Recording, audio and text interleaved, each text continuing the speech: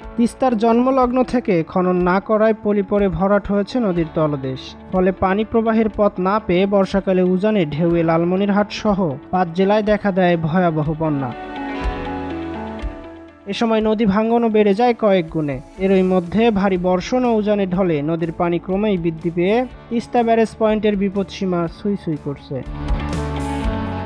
শনিবার সকাল ৯টায় দেশের বৃহত্তম সেচ প্রকল্প তিস্তা ব্যারেজ ডালিয়া পয়েন্টে পানির প্রবাহ রেকর্ড করা হয় ৫২ সেন্টিমিটার। বর্তমানে যা বিপদসীমার ০.১৫ সেন্টিমিটার নিচ দিয়ে প্রবাহিত হচ্ছে।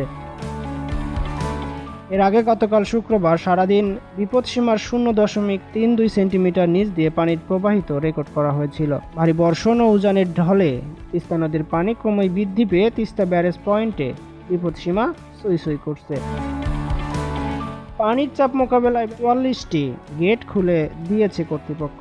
লালমনিরহাট পানি উন্নয়ন বোর্ডের নির্বাহী প্রকৌশলী সুনীল কুমার বলেন, উজানের ঢলে তিস্তার পানি বাড়তে শুরু করেছে। পানির চাপ সামলাতে ৪৪টি গেট খুলে রাখা হয়েছে। টানা বৃষ্টির কারণে তিস্তা নদীর পানি বৃদ্ধি পেয়েছে। এভাবে পানি বাড়তে থাকলে বন্যার আশঙ্কা আছে বলে তিনি জানান।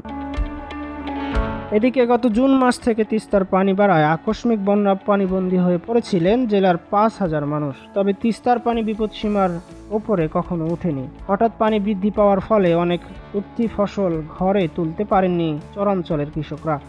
জন্ম নিউজ 24 ঢাকা।